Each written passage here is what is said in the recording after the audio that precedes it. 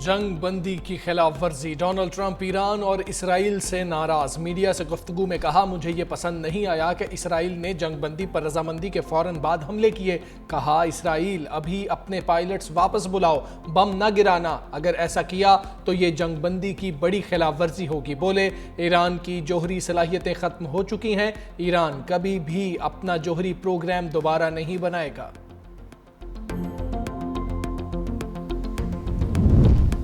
वज़ीर आज़म शहबाज शरीफ की कतरी और सऊदी सफ़ीर से मुलाकात। कतरी अमीर और अवाम से इजहार हमदर्दी। कतरी भाइयों और पूरे खित्ते की सलामती के लिए दुआ। कहा, पाकिस्तान मशरिक़ वुस्ता में देरपा अमन के लिए मुज़ाकरात और सिफारतकारी का हामी है। हमेशा अमन का रास्ता डायलॉग और डिप्लोमेसी में देखा। सऊदी सफ़ीर से मुलाकात में मशरिक़ वुस्ता की तेज़ी से बदलती सूरत हाल पर तबादला ख्याल।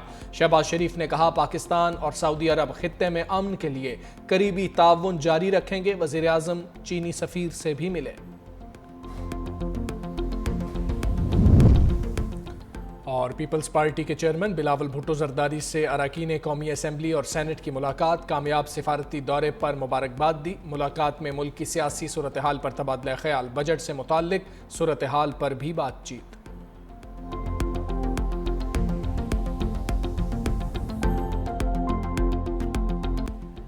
पाकिस्तान खित्ते में कशीदगी की कमी के लिए डायलॉग और सिफारतकारी को ज़रूरी समझता है। पाकिस्तान का कतर में अमरीकी एयरबेस पर हमले के बाद कशीदा सूरत हाल पर इज़हार तशवीश।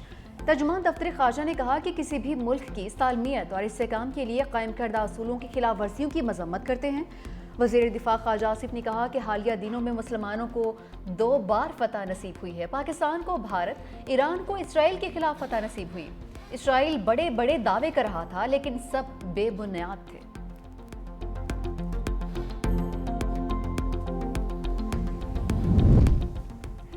जंग का खतरा टलते ही खलीज की बंद फ़ज़ाई हदूद खुल गई। कतर, कुवैत, बहरीन और यूएई ने फ़्लाइट ऑपरेशन बहाल कर दिया। मुसाफिरों को एयरलाइंस से मालूमात लेकर एयरपोर्ट पहुंचने की हिदायत। कशीदगी के बायस पाकिस्तान से भी खलीज जाने वाली 32 प्रवासें मनसूख। 55 ताख़ीर का शिकार, मुसाफिर परेशान। ईरान के खित्ते में अमरीकी अड्डों पर हमलों के दौरान कई प्रवासों का रुख मोड़ना पड़ा, कई मनसूख हुए थे।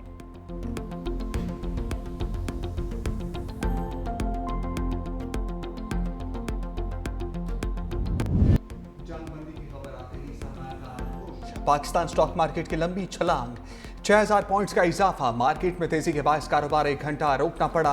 हनवर्ट इंडेक्स 1,22,040 की सतह पर बंद।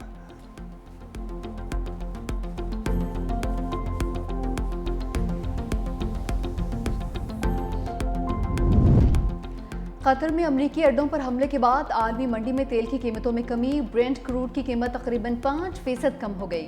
ब्रेंट क्रूड $72 फी बैरल से भी नीचे आ गया।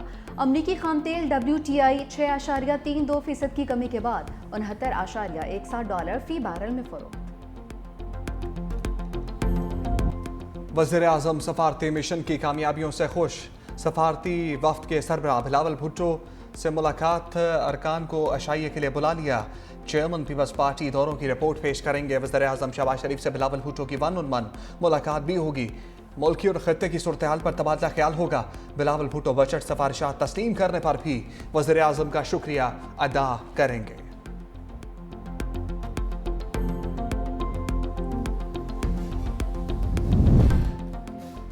पाकिस्तान खित्ते में पायदार अमन के लिए पुरअज़्म। पाकिस्तानी मंदूब आसिम इफ्तिखार का सलामती कौंसिल इजलास से खिताब। कहा, अफगानिस्तान में अबूरी हुकूमत के बावजूद सूरत हाल बदस्तूर गैर मुस्तहकम है। आलमी बरादरी की तवज्जो में कमी से अफगान अवाम की मुश्किलात में इजाफा हुआ। पाकिस्तानी मौशी मुश्किलात के बावजूद अफगान अवाम से अमनी रवाबत जारी रखे। पाकिस्तान और अफगान अबूरी हुकाम के दरमियान आला सतही सिफारती रवाबत बरकरार है।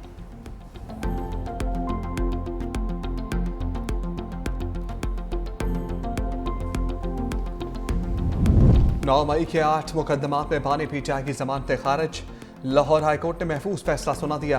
जस्टिस शहबाज रिजवी और जस्टिस तारिक महमूद पर मुश्तमिल 2 रुकनी बेंच ने फैसला सुनाया। गुज़श्ता रोज अदालत ने बानी पीटीआई के खिलाफ जमानतों की दरखास्तों पर समाअत की थी।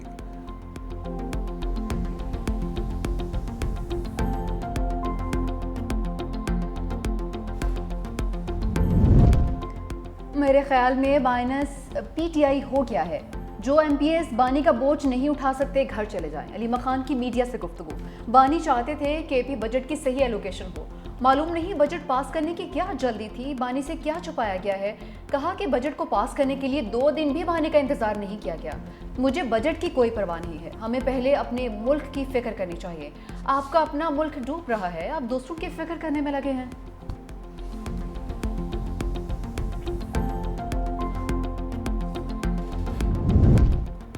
चेयरमैन PTI बैरिस्टर गौहर का अदालतों से इंसाफ ना मिलने का शिकवा। बोले अदालतों ने मायूस किया, उम्मीद है कहीं ना कहीं से तो इंसाफ मिलेगा। 5 दिन के अंदर 45 साल की सजाएं दी गई। जो बानी को माइनस करना चाहते थे नहीं कर सके। बानी असम्बली तहलील का कहेंगे तो कर देंगे।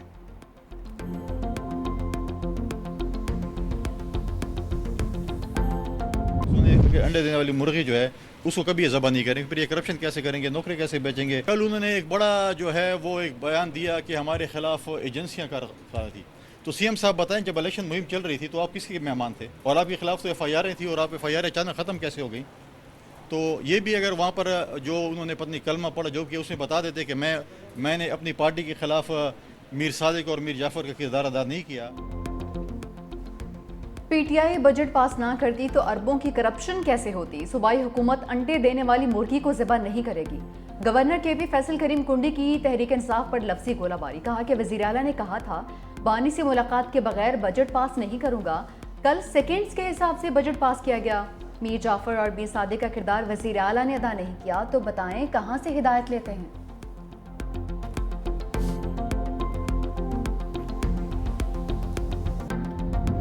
मखसूस नशस्तों के फैसले पर नजरसानी अपीलें समात के लिए मुकर्रर।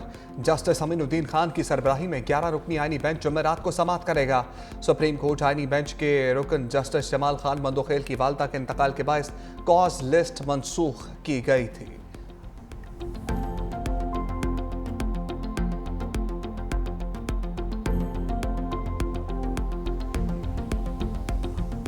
मुझे तो काफ़ी शिकायत भी मिलती हैं मिनिस्टर्स की तरफ से कि आप चाय बिस्किट बस और कुछ भी नहीं आता, और खुद अक्सर तो अपने साथ खाना लेके आते हैं उधर। मैंने देखा कैबिनेट मीटिंग्स में भी, तो यह हालत है। वैसे जैसे मैंने बताया, ये हम लॉन्च वगैरह को इस्तेमाल करते हैं इवेंट्स के लिए, फंक्शंस के लिए, और उनके लिए उस पर खर्चा होना होता है। मैं यही रिक्वेस्ट करूँगा ये कट मोशन को रिजेक्ट किया जाए। वज़रा शिकायत करते हैं चाय बिस्किट के अलावा कुछ नहीं मिलता है। बचत मुहिम की वजह से गाड़ियां नहीं ली। डिप्टी कमिश्नर्स, असिस्टेंट कमिश्नर्स के लिए भी गाड़ियां नहीं खरीदी हैं। कुछ काबीना अरकान खाना घर से लेकर आते हैं। वज़ीर आला सिंध मुराद अली शाह का असम्बली इजलास से खिताब। सिंध असम्बली में कटौती की तहरीक पर बहस। स्टेशनरी और तहफ़ के ज़मनी मुतालबात ज़र पर कटौती की तहरीक मुस्तरद।